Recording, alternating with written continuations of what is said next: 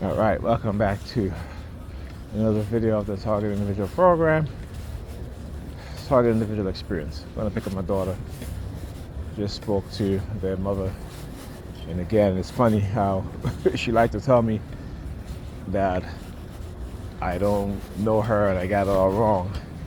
But of course, you know, for the most part, I pretty much know her, top to bottom, inside out. You know, we got into an argument about a week ago, and she was telling me that how she always cook early and this and this. I'm like, why are you lying? Why are you lying to yourself? I said, why do you do that? You know, I said, why don't you accept the reality and look at your reality and stop lying, stop being delusional? Okay, I said, there's very few times you'll come home and cook early. The vast majority of the time, you're cooking late. Okay? And she told me, oh, you don't know what I'm talking about, this and that. I said, really? Okay. So, Sunday she cooked late. Cooked around 8 p.m. at night. You know, I fed the kids yesterday, so she didn't cook. Today is what, Tuesday? She had, you know, I just called her, asked her what time she was leaving work. She's like, well, I leave work at 6:30. I said, you know, you gotta come home and cook for the kids, right? She's like, yeah. Oh, well, I should be home by 7:30 or have, which means that she's going to be cooking late again, and the kids are going to be going to bed late again. And so I just told her, I said, listen, I'm going home because I want no part of it. You know, and I'm not cooking. I already told her about that already. We don't have that type of relationship. I said, I cook once in a while. If the kids want to eat their favorite meal I make for them, I'll cook it for them. But other than that, no, it didn't happen like that. We're not in a relationship, anything like that, and I'm not doing all that, okay? And I really don't, like I said, I'm not a mind reader, okay? I'm not gonna let you walk all over me, and I'm not gonna let these criminals out here operating in this coercive persuasion program, particularly those in the, you know, the New York Predator Department, act as if that they can manipulate me and you think that you're going to control me. That's not going to happen, right? So they start using these white guys, right? I'm like, I don't give a shit if she a white guy. Listen, I know with her, I know exactly who she is, how she is, and it doesn't matter who she's in a relationship with. She needs some serious psychotherapy, something that she refused to do, and it's something. And again, what she does, what the narcissist does, right? What the narcissist does is use the people who care about them while the people who don't care about them use them. But they like that because of the attention. They like that because of the attention that they get, right? And you know, the fact, like I said, being that, you know, like they'll try to, you know, she works with a whole bunch of white doctors.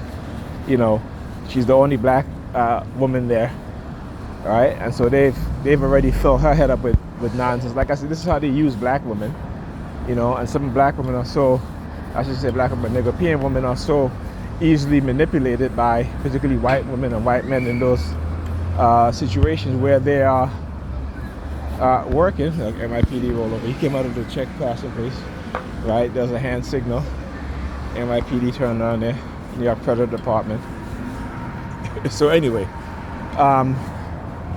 yeah, right? And so now, being that I'm not doing what she wants me to do, the lies and the manipulation is not working, right? So then they'll do this whole thing again about, you know, oh, now this is why recently they started with the white guys, right? I'm like, I don't, you know, like I said, I don't care. You know, what I do care about is how it affects my kids, and if it affects my kids in a negative way, I'm gonna do something about it. I'm gonna say something about it. All right, and that's with any concerned parent, right? So I don't give a damn what she do with her time. What I care about is when she goes out and she comes back and she gets the kids sick. Or she gets me sick if I'm there, right? Because her you know, and again, she's perfect for white people anyway. I already told her she's white on the inside, you know, because you know, her mindset. She's smart, but when it comes to having discernment, she doesn't have any. When it comes to you know, she pretends to be something that she's not. Okay. She has all these sort of issues going on in her body that she ignored. Like I told her, I said, you're reactionary instead of being preventative. You'll go out, you'll have fun, you'll drink whatever, and you come back and you'll be sick and you leave the kids to fend for themselves, right? And you're telling me, oh, the kids can take care of themselves. They're 14 and 10. You know, it's like, how are they going to take care of themselves? But, you know, it is what it is. And this is the mindset that they've created within a lot of our women. And it's something that we have to, you know, as I said, as black men, we have to expose these things. And, you know, they may not like us for it, but hey, going forward, you know, you got to think about our future generations of kids, boys and girls, because they will grow up to be young men and young women.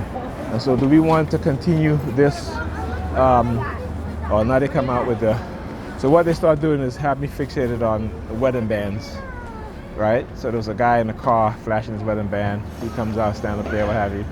Yeah, I'm gonna call it out. You know, again, the notion of, like, I don't give a damn. I don't give a damn. You know, like I said, only in the black community they have black women believing that they're the backbone of the black community. But in the Muslim community, you know, in the white community, in the Asian community, it's the opposite. And why is that? These are legitimate questions that we need to ask ourselves. Why is that?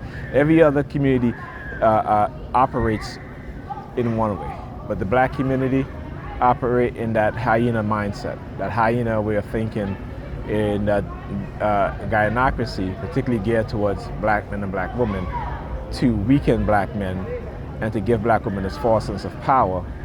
But when you look at the reality, right, it's the opposite, okay? It's the belief in religion that has played a huge part in the delusional mindset created within the minds of black women and black men in America. This is why we suffer the most, okay? It's a big reason why. But because they've been taught that, you know, suffering is good because Jesus suffered, right? So they, you know, and suffering bring them closer to Christ, to God. What a load of bullshit. What a load of bullshit. But they believe it because they've been conditioned to believe it. So anyhow, talk to you guys in the video.